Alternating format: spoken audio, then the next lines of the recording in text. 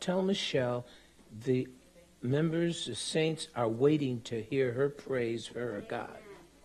Okay, now you gave it down there. Come up here. Up there? Come up here. No. Can the musicians get in place? Yeah, Because that'd she's be going to great. sing something. Play some music behind me. That'd be great. At the end of your testimony, you'll sing something. Okay. And these musicians can play anything you can sing. Okay. So there's so much. God is so good. There's been a lot going on in my life, and I guess I just had to wait till this final victory. I'll start with April. In April, they discovered a polyp in my gallbladder. And with polyps, they say they have a tendency to turn to cancer. So after going back and forth with that, in August, I had gallbladder surgery. The interesting thing was, right before they wheeled me down for the operation, they discovered that I also had an abdominal hernia, which can be death because if it cuts off your blood circulation. So it would have been an emergency situation later on. So it was like an unseen thing that was brought to light. Yeah, and then so we had the surgery, and after the surgery, the surgeon had told me that after it went to pathology, that the polyp they discovered really wasn't a polyp. It was cholesterol, like a little collection of cholesterol. But what was interesting was there really was a polyp, but it was hidden within the lining of the gallbladder. So eventually that would have been a problem in the future. So that was taken care of. The recovery was really, really slow. I was supposed to be only 4 weeks, and it ended up being 6 weeks.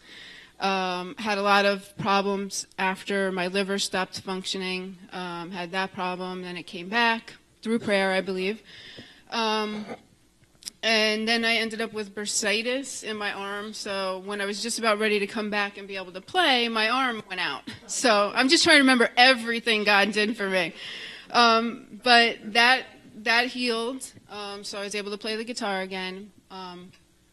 But then in the midst of that, there's really a lot, so I'm trying to sum it all up. I had to move out and find a place. Couldn't find a place, couldn't find anything affordable. And the Lord opened the door for that. He provided me with a home, my little house, on a farm, 40-acre farm, and it's no less a sheep farm. So I don't have to take care of the sheep. I watch and observe. But it's always been like a lifelong dream of mine. So it was like God answered that as well, like just the littlest details that I want, even within the house. Every need has been provided for, provision, furniture, anything that I could want, hope for, it's there. So, but in the midst of all that, my biggest scare was, many of you don't know that they were telling me that they thought I had cancer, but they were wrong. What happened was,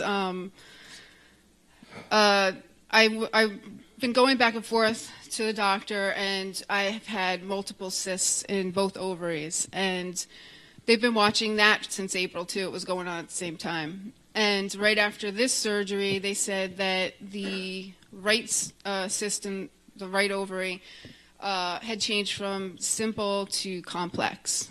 And they had also been monitoring my blood work, which I don't know if any of you know, but it's called the CA-125, which is a tumor tracker kind of thing, like a cancer. Yeah, it shows anything over 100 means they say that you have cancer.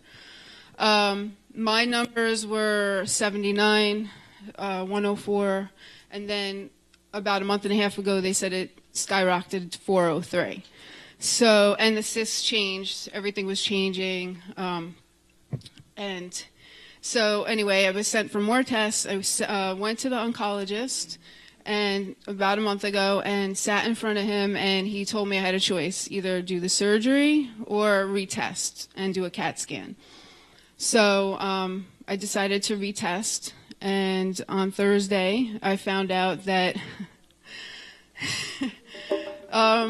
my number went from 403 to 37. And the tumors, the cysts, they still see the cysts, but They changed from complex now to simple. I only have to go back in 3 months, retest it. I'm going to believe that that is going to be dissolved and gone. So that's my testimony. And I will tell you that, just to encourage other people that are going through a health scare, stay in the Word. Sometimes, like, I would feel like at times, like, especially with the gallbladder issue, I couldn't do anything. I couldn't be on my computer. It was just too painful to sit up. There was a lot of pressure and pain in my sternum. And I had to reach out to friends. Sherry was prayed with me all the time, and Pastor and Cynthia and just everybody. And so stay in the Word. And also, somebody else had suggested a book that really helped me through this last transition by Charles Capps, God's Creative Power. And the whole 2 weeks leading up to my testing and sitting in front of the oncologist again, I just kept doing that, reading it, proclaiming it. And I really feel like that's what helped a lot. Cynthia talked about it today, speaking what we speak. If you start catching yourself speaking negative, change it. Or have a friend that tells you, hey, change those words. So that's it. That's my testimony, and I'm healed. That's it. Sing a song. Come here, anything.